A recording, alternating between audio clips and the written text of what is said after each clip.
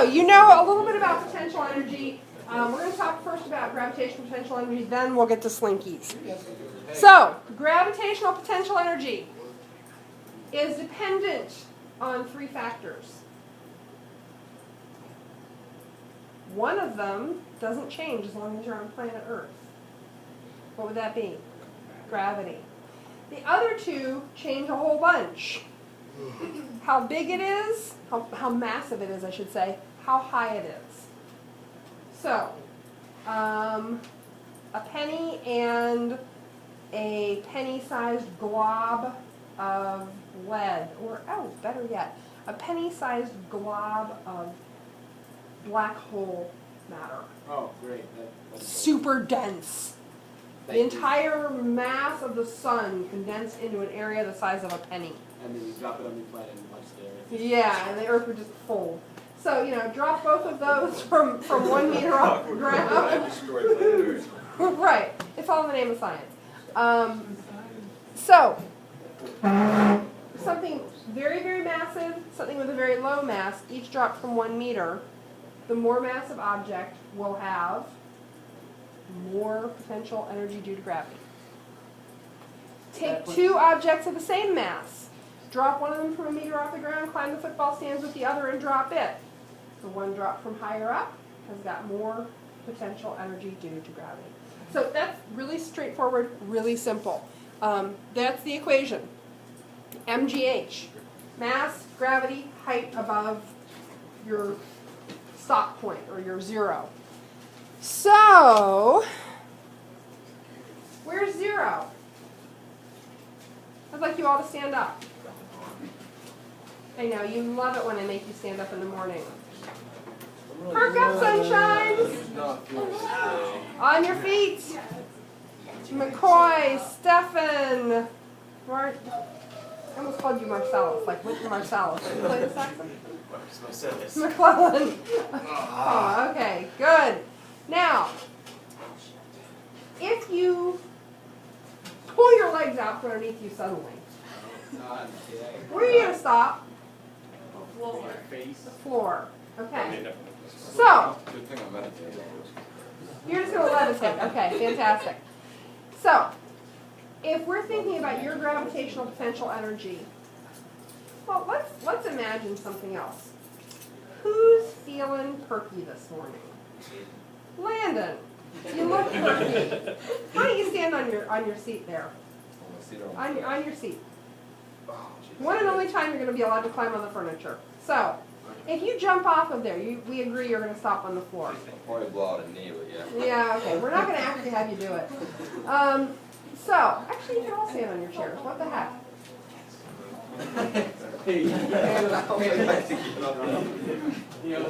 Oh, okay, well, you might not want to. And definitely no jumping. Okay. So, All the time. if you jump off your desk, you're going to stop at the floor.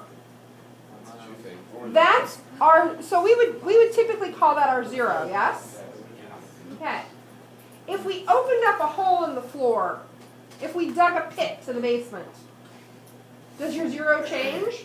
If you jump into it. If you yes, if you jump into it. Let's assume that other than your desk, your little isolated islands of desk, the floor in here disappears.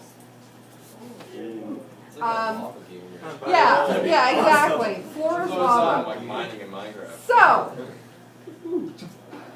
if that happens, your zero changes, yes?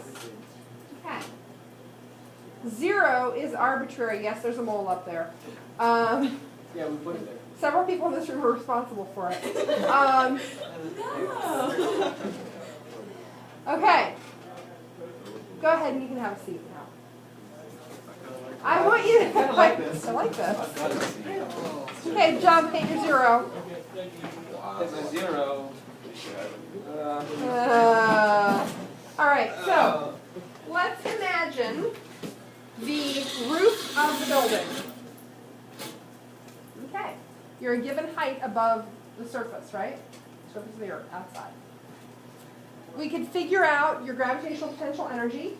If you go up on the roof and you're standing on the roof right above our heads here going, I'm going to jump, you're probably just going to twist your ankle. You're fine. You'll be okay. Now, what if we take you down towards the main doors, still on the roof of this building, and you climb up onto the roof of the auditorium? So let's give you a softball. Okay? So you're going to drop that softball from the roof of the main part of the building. It's going to fall, what, probably 4 meters, I'd say? Something like that, 3.5 meters. It's got a given amount of potential energy. Now let's take you up to the roof of the auditorium. You're going to drop that same softball. It's probably now, what, 5 meters, 6 meters? What if your aim is bad and you drop it and it hits the roof of this part of the building? What's your zero? Yeah, that roof. Zero is entirely arbitrary. Okay? We set a zero in problems, but zero's made up. We always have to set it because that height above that height from which something can fall has to be that height above some zero mark. Okay? But we get to set that. We get to choose that. And we do typically designate zero as the point at which an object will stop its downward motion. You know, the floor, the roof, but we can have different zeros. So, all right. The other kind of potential energy is our slinky. Yay! So, we got a slinky. Stored potential energy. Here, grab an end. Hold. If you let go, what will happen? Okay, let go.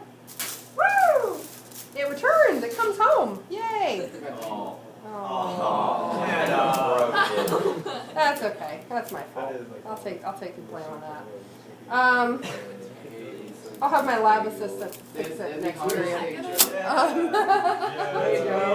Okay, so gravitational potential energy is stored energy in the form of some elastic potential energy is stored energy in the form of some elastic thing.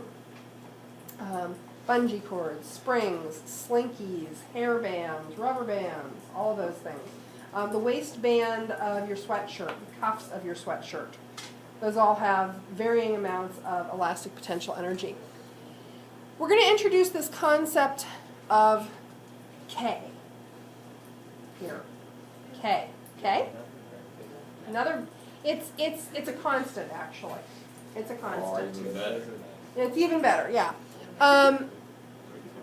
So we have different materials are going to obviously store different amounts of potential energy. So that slinky, when Hannah snapped that back at me, were you all worried for my safety? Was anybody concerned that I would be injured? People are so unfeeling. What if I had handed Hannah the other end of a nice, strong, industrial strength bungee cord and asked her to let go? You'd be a little bit more concerned about my well-being? Yes. Good, good. I appreciate that. That's a spring constant. So, the amount of deformation that you can achieve in anything. So the amount, and I will use the term deformation rather than extension or compression because deformation refers to both of those. So you all know of examples where you can deform an elastic material by extending it. I just named one. What is it? Bungee cords. Think of something where you deform an elastic material by compressing it. Spring. Well, there are spring. This is a spring. You can extend that, and deform it. You're getting close to something. You're on the right track. Keep thinking. So are all springs deformed by extension? Okay, name me a spring that's deformed by compression. What? A spring. Okay, a spring in a pen. Yes, absolutely. So if you dismantle a lot of types of pens, you'll find a small spring in there. When you engage the mechanism on the pen, you click the top. You're compressing that spring, and that's deforming the material. Okay, name me one other type. Anybody drive here in a vehicle this morning? Nobody took their mule cart? What? Yes. Well, yes. Shocks are. Has anybody ever been up inside the shock tower of a vehicle? You ever seen truck springs? Okay. It's a big, heavy-duty metal spring that is compressed by the mass of the vehicle and the mass of the load in the vehicle that allows, it smooths out the ride, basically. Allows your wheels to maintain contact with the ground. So we can deform an elastic material by either compression or expansion, so we'll just call it deformation, because that's what we're doing. We're deforming the material. The energy that is stored in any elastic material is equal to 1/2 this K, this mysterious number K, x squared. Does that remind you of any other equation you've seen recently? Hmm? 1/2 mass velocity squared. So, in this case, K is the spring constant. K is a quality of the material. So, between this slinky, anybody ever played around with garage door springs? You know you can literally take your head off with a garage door spring. So I'm not advising you to play around with garage door springs. They're incredibly dangerous. There's a magazine we get at home called Home Handyman, and it's got, the back page is always my worst mistakes, and readers write in to tell you about stupid things they did. You know, so like there's the guy who was helping his friend build a backyard fence, drove the truck into the yard with fencing materials, built the fence, and then realized. So one that I recently read was, and it totally made me think of my dad. Guy was, older guy, and he was his garage door spring had broken, and he was gonna replace it, and so he propped up the garage door with the remaining spring intact, and he shoved a 2x4 under it to hold it. Well, of course, the 2x4 slipped at some point in the garage door. Just with one spring, came back with enough force to knock him on his butt across the garage. And then he decided he'd get help. So, they're heavy-duty springs. They're some of the bigger springs you can get. For some home Appalachian industrial applications, like building crazy things in your garage, they're really cool to play with, but be careful. Obviously, the garage door spring is going to have a much higher spring constant than this, because it can store a lot more energy. So things that can store a lot more energy are going to have higher spring constants. Okay. Would you rather be snapped with something that has a higher spring constant or a lower spring constant? Yeah, if you're going to have to choose. Okay. It's a force constant. This is just what we talked about. If you have a soft, flexible spring, we're talking about something with a very low spring constant. The cuffs in your sweatshirt. Everybody deform your cuffs. Okay. Deform, deform, deform, deform, deform. There we go. Low spring constant. You don't have elastic in your cuffs. Stiff springs have high spring constants. Notice that K, the spring constant, is given in newtons per meter. So I just want you to think about that for a second. While you're thinking, I'll get some springs.